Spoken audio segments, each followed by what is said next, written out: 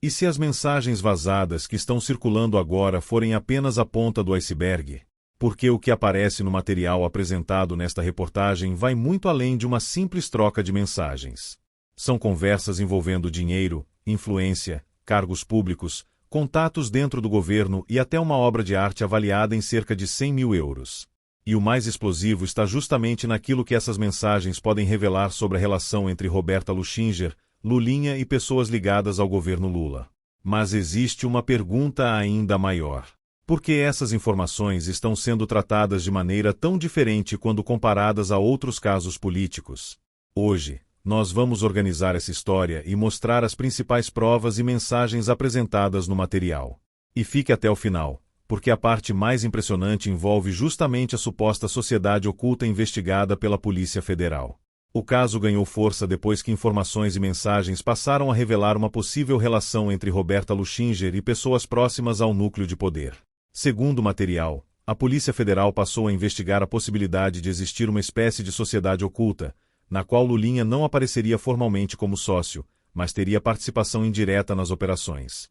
A suspeita apresentada é de que Roberta teria atuado como uma espécie de gestora de recursos e interesses ligados a esse grupo. E é justamente aqui que as mensagens ganham importância. Porque, segundo o conteúdo apresentado, Roberta teria falado sobre assuntos que envolviam diretamente o funcionamento do governo e a possibilidade de conseguir espaços dentro da estrutura pública. Em determinado momento, aparece uma frase que chamou enorme atenção. Nós somos o governo. Essa frase, isoladamente, já seria suficiente para levantar questionamentos. Mas o contexto apresentado nas mensagens torna tudo ainda mais explosivo. Em outra conversa apresentada no material, aparece uma negociação envolvendo honorários e influência. A mensagem atribuída a Roberta diz: "Eu cobro o contrato, cobro colocar o cara lá." E logo depois aparece outra afirmação: "Somos governo, tem que pedir e fazer." Pense por alguns segundos no peso dessas palavras. Não estamos falando apenas de alguém tentando conseguir um contrato privado. A conversa apresentada sugere uma atuação muito mais ampla. Contratos, pessoas, cargos e acesso ao governo. E existe ainda outro trecho que chama atenção. Na conversa, aparece a orientação: saber só com quem falar, não se expor. Ou seja, segundo o material, havia uma preocupação explícita em saber quem procurar e como evitar exposição. É justamente esse conjunto de mensagens que transforma o caso em algo muito maior do que uma simples conversa particular. A grande questão agora é: onde Lulinha entra nessa história? O material afirma que a Polícia Federal estaria investigando uma possível estrutura na qual o filho do presidente não apareceria formalmente como sócio, mas atuaria de maneira coordenada com um grupo de lobistas e prestadores de serviços. Roberta Luchinger apareceria nesse contexto como uma pessoa responsável pela gestão de interesses e recursos. E existe outro elemento importante. Segundo o conteúdo apresentado, Roberta teria tido contato direto com o presidente Lula e teria recebido dele um convite para integrar o governo. A proposta, segundo o relato, teria sido praticamente: escolha o cargo que você quiser. Presidência da Caixa, Banco do Brasil, Petrobras, Ministério, qualquer posição dentro do governo. Mas Roberta teria recusado, afirmando que preferia continuar na sombra. E é justamente essa expressão que chama atenção. Continuar na sombra. Porque, se a pessoa não queria ocupar oficialmente um cargo, surge uma pergunta inevitável. Qual era exatamente o papel que ela pretendia exercer nos bastidores? Outro ponto apresentado no material envolve os encontros entre Roberta e Lulinha. Segundo a narrativa, Roberta teria se encontrado com Lulinha no Palácio do Planalto em diversas ocasiões. O número citado chega a 18 encontros. E isso aumenta ainda mais a importância das mensagens. Porque uma coisa é existir uma relação casual entre duas pessoas. Outra completamente diferente é existir uma sequência de encontros, conversas e negociações envolvendo pessoas próximas ao poder público. O material ainda afirma que Roberta teria sido apresentada a Lulinha por pessoas ligadas ao círculo político e econômico do governo. A partir daí, a investigação teria começado a olhar para uma possível rede de relações. E é justamente nesse ponto que surge uma das perguntas mais importantes de toda essa história. Quem realmente estava por trás dessas negociações? Segundo o conteúdo apresentado, a Polícia Federal estaria seguindo a linha de investigação de uma possível sociedade oculta. A ideia seria a seguinte: Lulinha não apareceria oficialmente como sócio, mas poderia existir uma atuação coordenada entre ele, Roberta e um grupo ligado à prestação de serviços e lobby. Roberta, nesse cenário, teria um papel central. E as mensagens seriam importantes justamente porque poderiam mostrar como essas pessoas se comunicavam e como os interesses eram movimentados. Mas existe uma ressalva importante dentro do próprio material. Uma mensagem, sozinha, não significa automaticamente uma condenação. O que torna o caso explosivo é o conjunto: mensagens, encontros, relações, negociações, valores e pessoas próximas ao governo.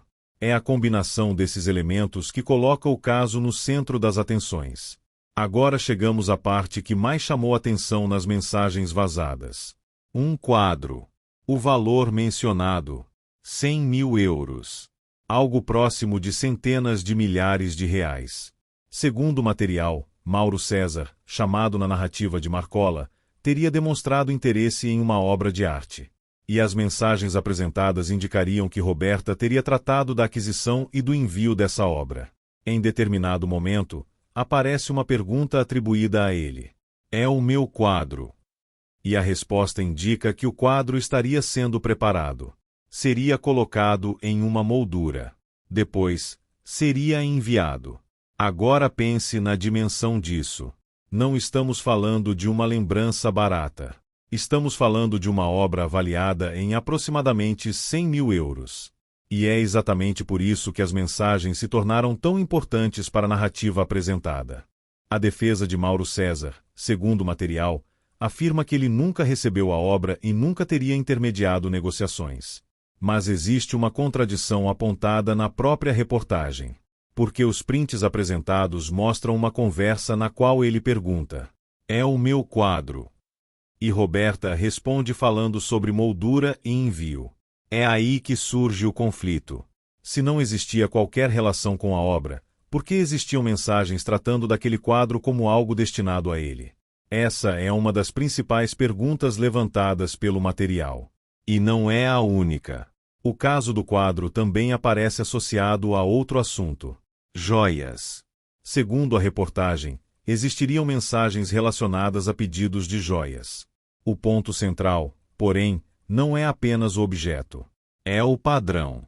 De um lado, aparecem conversas sobre presentes e bens de alto valor. Do outro, aparecem mensagens relacionadas a contratos, influência e acesso a pessoas dentro do governo.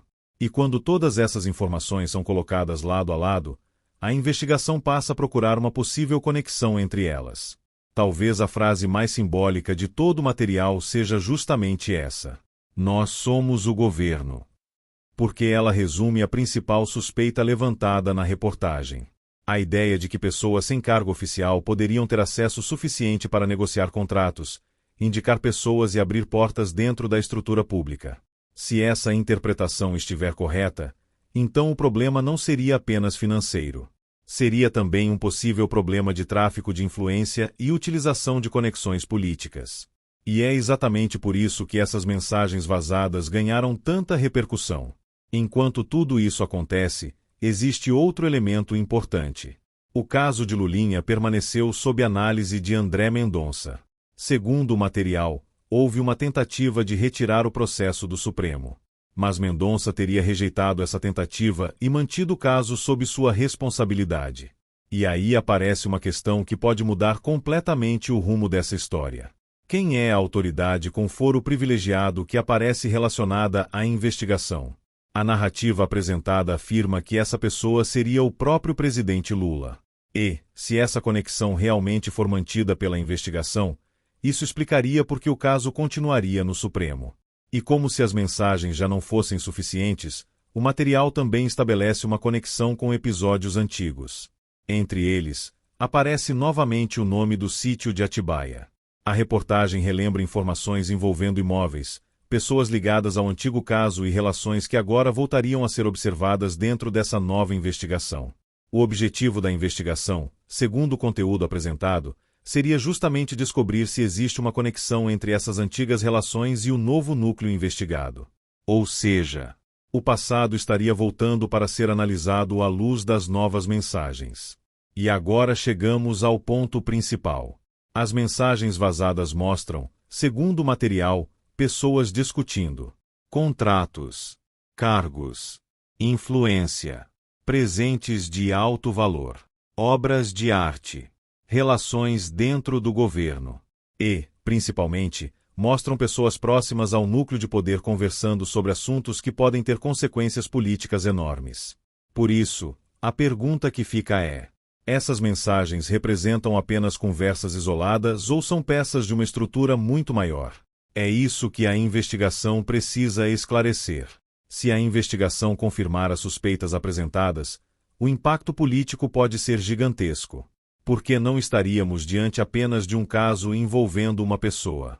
Estaríamos falando de uma possível rede envolvendo empresários, lobistas, pessoas próximas ao governo e figuras com acesso direto ao poder.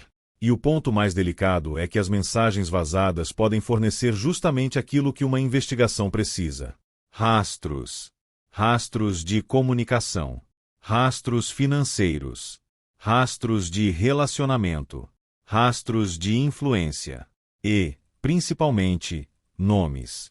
No fim das contas, talvez o quadro de 100 mil euros seja apenas o detalhe mais chamativo de uma história muito maior.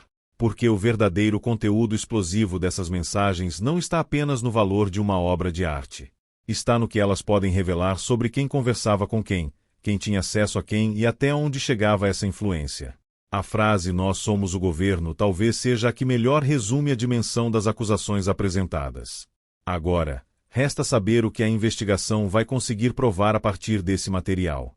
Porque uma coisa é certa: quanto mais mensagens aparecem, mais perguntas surgem. E se novas provas forem reveladas, esse caso pode ganhar proporções ainda maiores. Agora eu quero saber a sua opinião. Essas mensagens vazadas são apenas conversas comprometedoras ou podem revelar uma estrutura muito maior de influência dentro do governo? Comente aqui embaixo. E se você quer acompanhar as próximas revelações desse caso, inscreva-se no canal e ative as notificações, porque essa história ainda está longe de terminar. Até o próximo vídeo.